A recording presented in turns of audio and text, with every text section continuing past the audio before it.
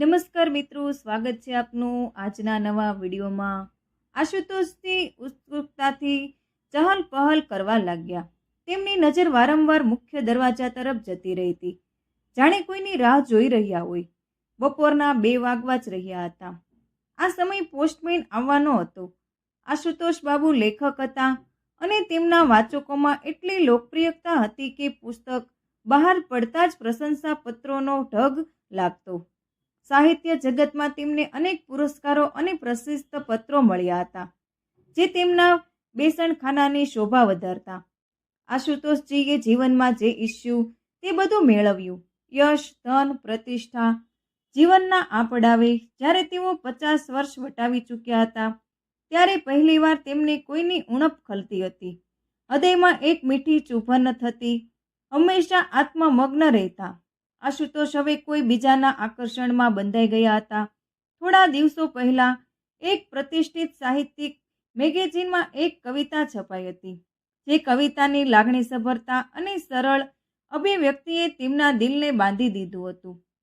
કવિત્રીનું નામ જોયું તો જાણીતું લાગ્યું, પણ યાદ ન આવ્યું। નામ હતું મોહિની। મોહિનીની પીડા, શબ્દશક્તિ અને અભિવ્યક્તિની તીવ્રતા આશુતોષજીને મોહી ગઈ। તેમણે પ્રેમની પીડામાં બધું ભૂલીને મોહિની પ્રશંસા પત્ર લખ્યો। પોતાના વાચકોના પત્રોનો ક્યારેય જવાબ ન આપતા અહંકારી આશુતોષજી હવે નવી કવિત્રીના પ્રશંસક બનીને પત્ર લખી રહ્યા હતા।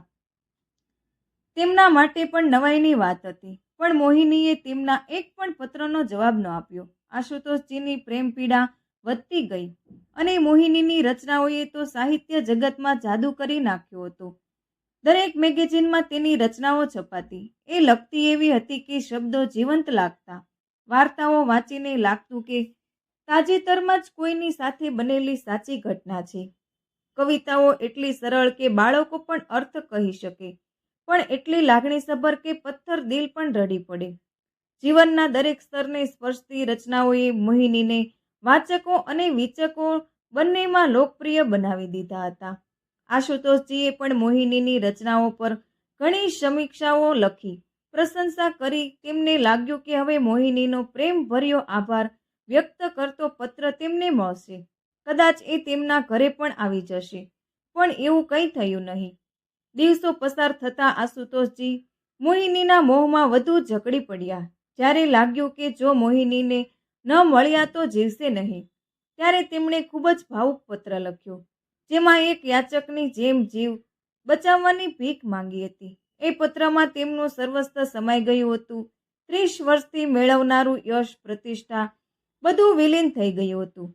બચ્યું હતું તો માત્ર ભાવુક હૃદય। પત્ર મોકલ્યા પછીથી તેઓ જવાબની રાહમાં બેચેન હતા।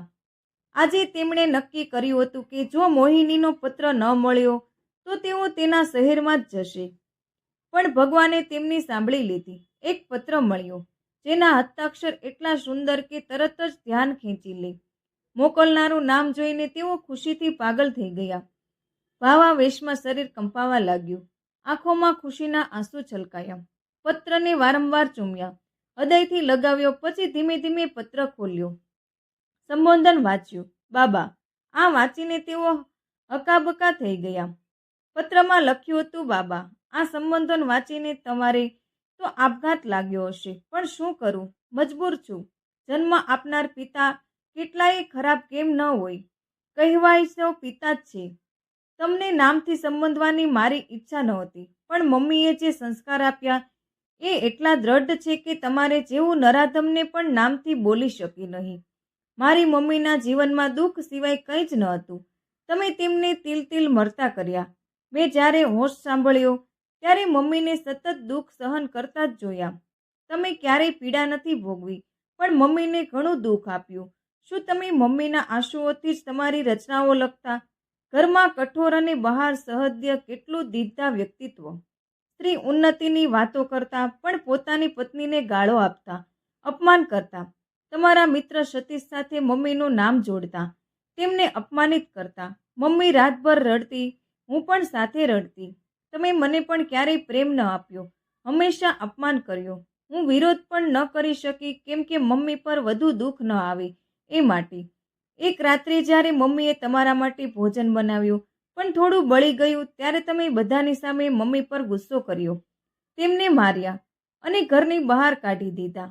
હું પણ મમ્મી સાથે બહાર હતી. એ રાત્રે અમે ગલીમાં ડરીને પસાર કરી.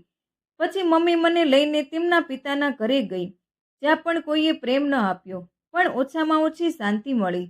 મમ્મીએ ગામમાં શિક્ષિકા બની પોતાનું શરીર ખપાવીને મને ખોટી કરી. એના ત્યાગે મને મજબૂત બનાવ્યું, પણ પોતે બીમાર પડી ગઈ અને એક દિવસ મને છોડી ગઈ. એના દુઃખ અને ત્યાગ મારી કવિતાઓમાં વ્યક્ત થાય છે. તમે ક્યારેય કલ્પના પણ ન કરી હશે કે તમારી બહુરિયા એક દિવસ લેખિકા બનશે. મોહિની નામ તો તમે જ આપ્યું હતું. પ્રેમ પત્ર લખતા તમે ઓળખ્યા નહીં કે એ તમારી જ દીકરી છે. પણ કેમ ઓળખો? તમારા માટે હું અને મમ્મી તો મૂર્ખ અને બહુરિયા જ હતી. ક્યારેક વિચારું તમને અભિશાપ આપું, પણ તરત જ મમ્મીનું દુઃખ ચહેરું યાદ આવે છે. મારી મમ્મીની આ તમને ક્યારેય તો પસ્તાવાની આગમાં સળગાવશે. એ દિવસ જરૂર આવશે. પત્રની છેલ્લી પંક્તિ વાંચતા જ આશુતોષના હાથ કાંપવા લાગ્યા. શરીર પસીનાથી ભીંજાઈ ગયું. આ અપ્રક્ષિત પત્રે તેમના અંતર્મનને ઝંખોડી નાખ્યું. આજે પોતાની દીકરી સામે તેઓ પોતાને નાનકડા લાગ્યા. તેમની ઉપલબ્ધિઓ, યશ બધું વ્યર્થ લાગ્યું. પોતાની દીકરી માટે આવેલા વિચારો તેમને પસ્તાવો કરાવતો રહ્યો. બહુરિયાની ધૃણાભરી નજર હજુ પણ તેમને પીછો કરી રહી હતી.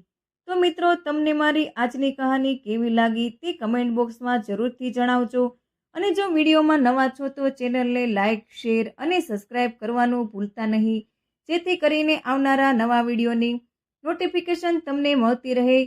સાથે આપેલું બેલ આઇકન પણ દબાવવાનું ભૂલતા નહીં.